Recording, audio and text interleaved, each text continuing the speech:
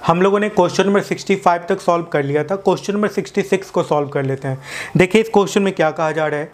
A small body a start sliding down from a top of a wedge whose base is equals to L. L का value दिया हुआ है। The coefficient of friction between the body and the wedge K दिया हुआ है। At what value of alpha will time of sliding be the list. What will be it equals to.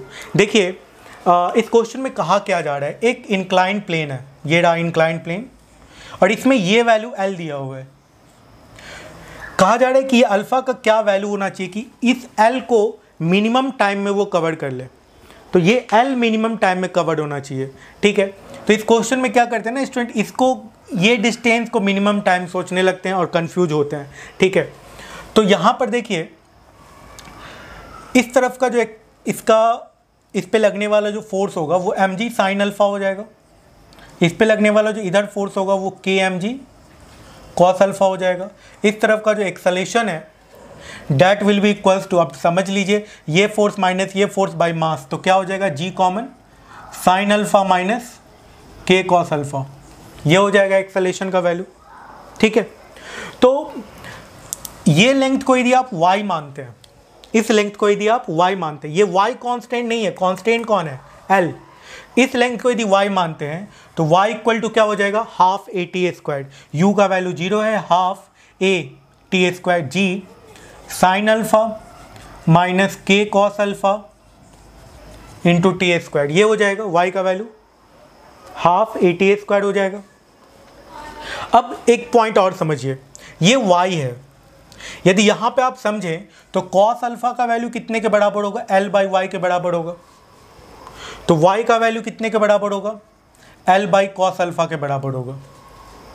तो y के जगह पे क्या पुट कर दें, l by cos alpha, cos alpha को इधर मल्टीप्लाई कर देते हैं g cos alpha sign alpha minus के cos alpha into T square. y को मैंने l के टर्म में लिख दिया और इसका जो cos अल्फा इस तरफ मल्टीप्लाई कर दिया।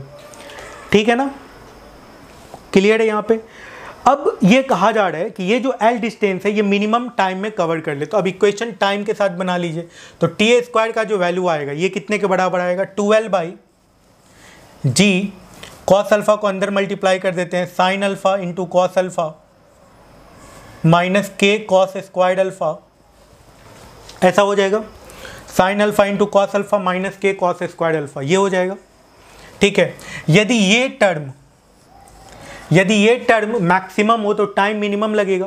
तो इसको कुछ टर्म कुछ x मान लेते हैं और इस x का मैक्सिमम वैल्यू निकाल लेते हैं। यदि ये मैक्सिमम हो जाए, यदि x मैक्सिमम हो जाए तो टाइम मिनिमम हो जाएगा।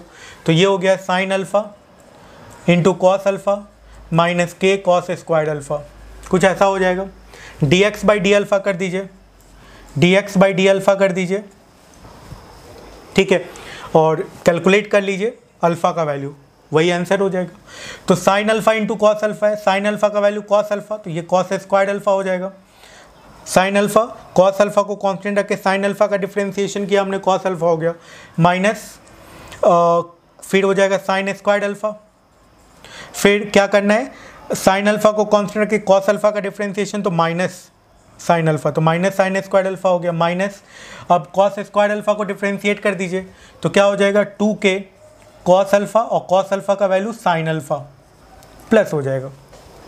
ठीक है, अब that will be equals to 0। अब इसको 0 करके अल्फ़ा का वैल्यू निकाल लीजिए, है ना। इसको क्या कर देना है, 0 के बराबर कर देना और अल्फ़ा का वैल्यू कैलकुलेट कर लेना है। तो ये हो जाएगा कॉस 2 अल्फ़ा और ये हो जाएगा के साइन 2 अल्फ़ा और ये हो गया 0 के बराबर। तो अब यहाँ से क्या होगा, अब आपको अल्फ़ा का वैल्यू मिल जाएगा जिसके लिए ये टाइम का जो वैल्यू है वो मिनिमम होना चाहिए। तो cos 2 alpha that is equals to minus K sine 2 alpha. तो tan 2 अल्फ़ा का वैल्यू कितने के बराबर आ गया, -1 बाई के। तो यही एक तरह से आंसर हो गया। अल्फ़ा का वैल्यू क्या हो गया, 1/2 tan इनवर्स -1 बाई के, and this is the final answer. तो इस तरीके से ये क्वेश्चन बन गया। ठीक है ना, 1/2 tan इनवर्स -1/k, ये एंगल यदि होगा तो मिनिमम टाइम लगेगा इसको ये ट्राइंगल का L डिस्टेंस ट्रेवल करने में। Thank you so much. चलिए भी आगे बढ़ते हैं हम लोग नेक्स्ट क्वेश्चन में।